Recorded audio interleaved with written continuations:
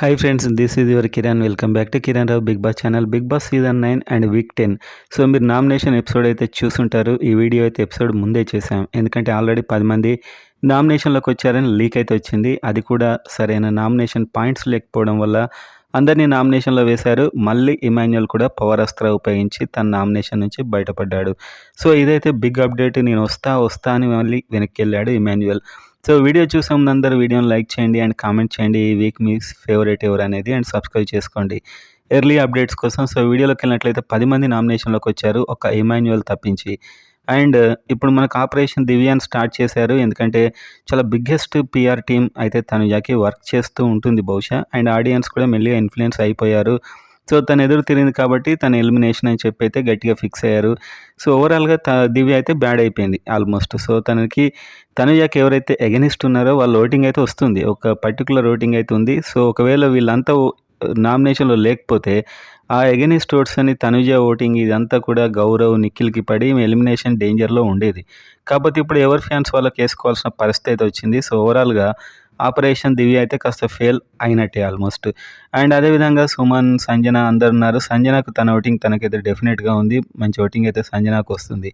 So ఓవరాల్గా మొత్తం ఈ 10 మంది ఉన్నారు కాబట్టి నిఖిల్, గౌరవ్ వీళ్ళైతే డేంజర్ జోన్లో ఉండే ఛాన్స్ ఉంది. మనం ఒక ఎర్లీ పోల్ అయితే స్టార్ట్ చేసాం. సో ఇక్కడ మనం ఏం చెప్పినా కూడా షో మీద ఒపీనియన్ మాత్రమే. సో ఓవరాల్గా తనుజ ఎవరైతే తన మీద ఏదైనా నామినేట్ చేసినా ఆ హేట్ చేసే వాళ్ళంతా దివ్య ఎలిమినేట్ కావాలని అయితే గట్టిగా కోరుకుంటున్నారు. సో ఒకవేళ ఈ 10 మంది రాకపోతే అది నెరవేరేదేమో, కానీ ఇప్పుడైతే కొంచెం కష్టం. ఎందుకంటే షోలో అసలు ఎలాంటి ఫైర్ లేదు, కాస్తైనా గొడవలు పెట్టేటువంటి కంటెస్టెంట్స్ అంతా వెళ్ళిపోవాలని కోరుకుంటే ఇంక అందరు కూర్చొని తనుజ భజన చేసుకోవడం తప్ప ఏముండదు. సో ఫ్యాన్స్ అయినా అర్థం చేసుకోవాలి. ఎందుకంటే షోలో ఏదైనా గొడవ కొంచెం ఏదైనా ఆసక్తికరంగా ఉంటే బాగుంటుంది. సో ఎలాగూ వీకెండ్ భజనే అండ్ వీక్ భజన మొత్తం భజనలు చేసుకుంటే కూర్చుంటే ఏం లాభం. సో కొంచెం ఆడే వాళ్ళని ఎంకరేజ్ చేస్తే బెస్ట్. ఆట అంటే ఇప్పుడు వెళ్ళి అక్కడ ఆడడం కాదు, గొడవలు పడడం, కొంచెం కొంచెం డేర్గా ఉండడం. సో దివ్య అయినా అంత ఆర్గ్యుమెంట్ చేసింది, మనం దివ్య ఫ్యాన్ అని కాదు. సో మీరు మిగతా వాళ్ళని చూశారు, చాలా సేఫ్ నామినేషన్స్ నిఖిల్ అయినా. సో ఈవెన్ సుమన్ కూడా అంత పెద్ద ఏం ఆర్గ్యూ చేయడు, తన ఆట తను ఆడుకుంటాడు.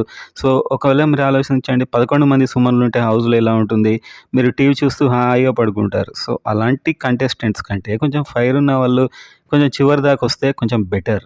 సో ఈ విధంగా నేను చెప్పాను అనమాట.